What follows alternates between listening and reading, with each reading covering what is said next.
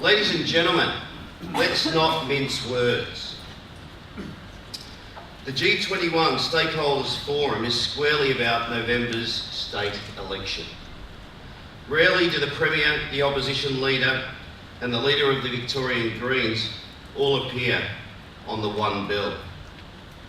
The fact that they'll be here today speaks volumes about the high regard with which they hold G21 and you as G21 stakeholders. G21's voice is heard with clarity in Spring Street. G21's not afraid to put itself out there. It's not afraid to speak up on behalf of yours and our region.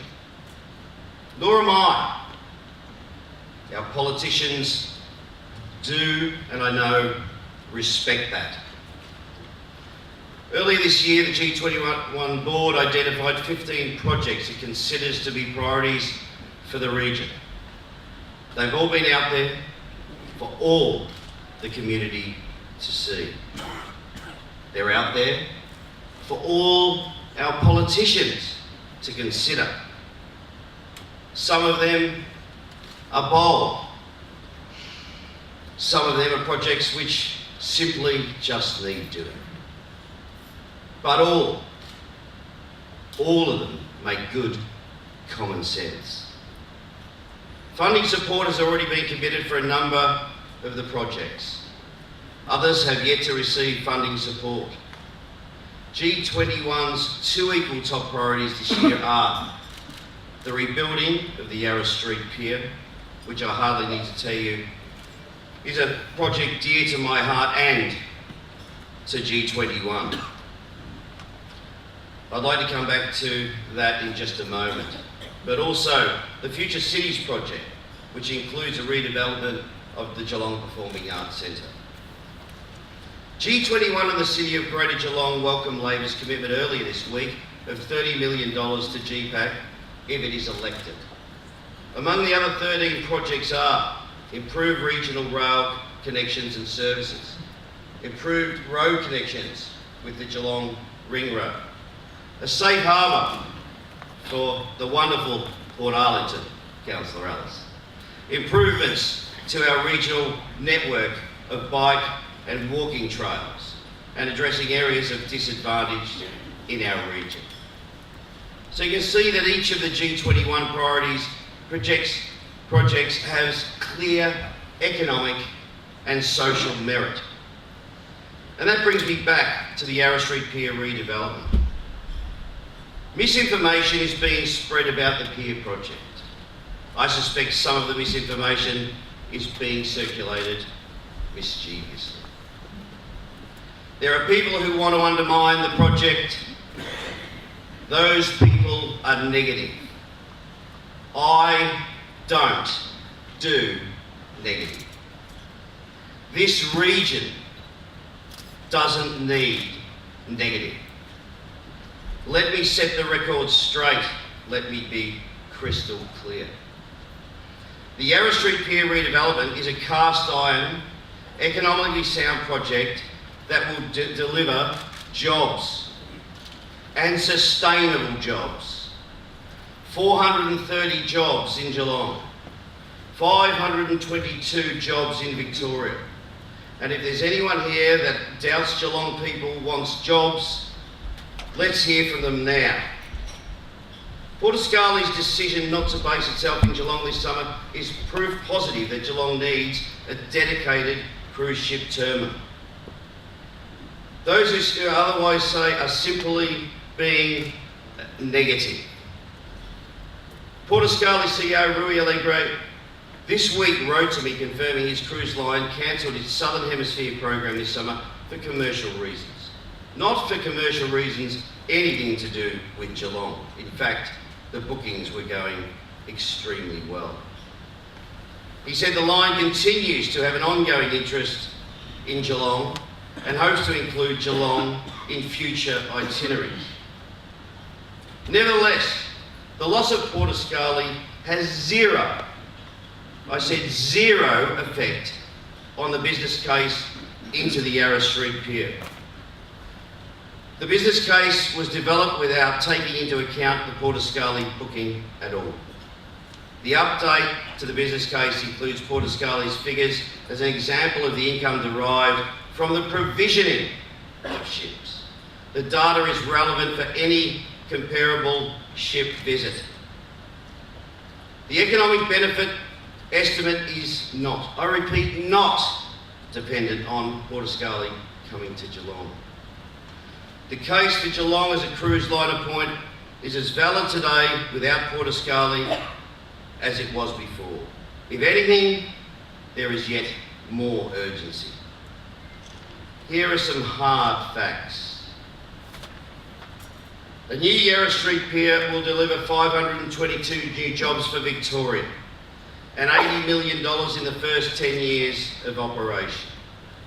The direct benefit to Geelong and the G21 region will be 430 jobs and $61.4 million.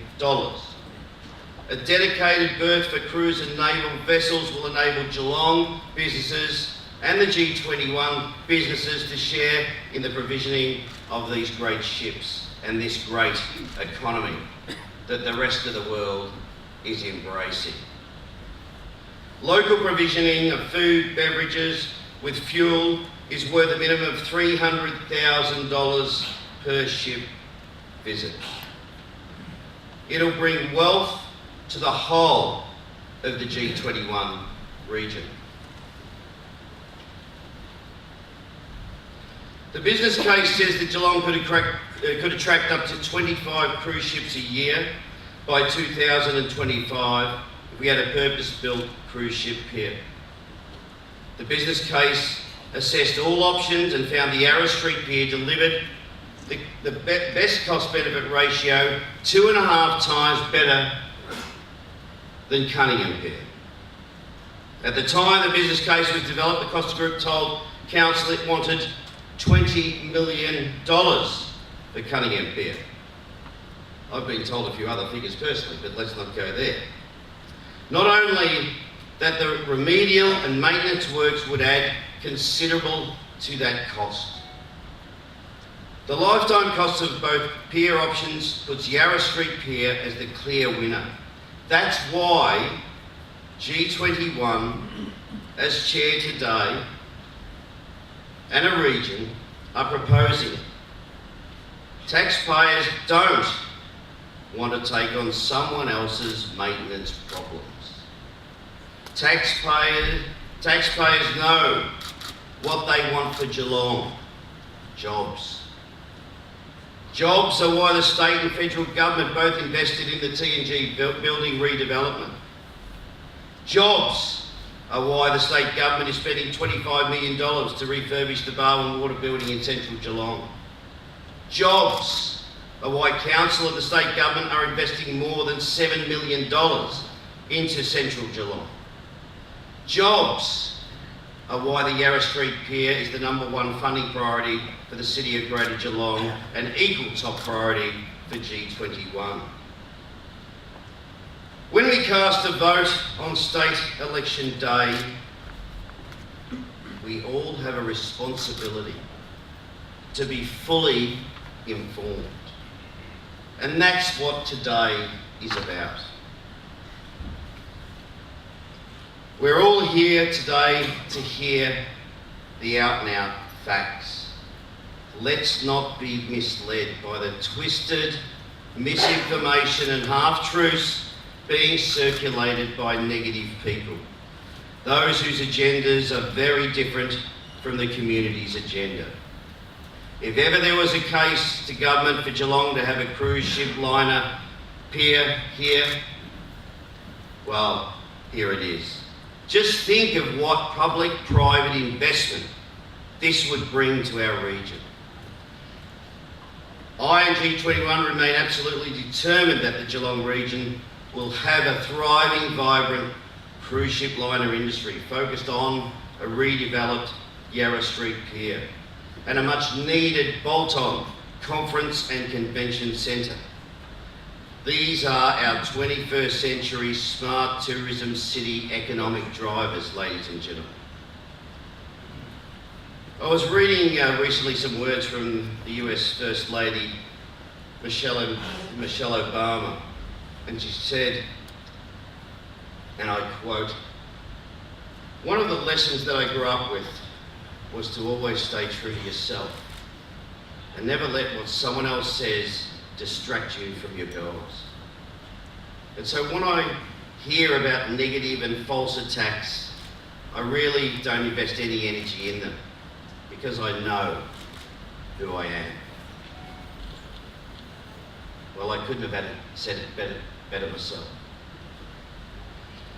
So if I have one message for all of you today, it is, let's not have our region dwell on negatives and the sad, pathetic people peddling negative views.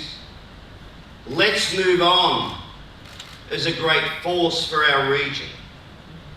Like you, I am keen to hear what positive messages our political leaders will offer us today.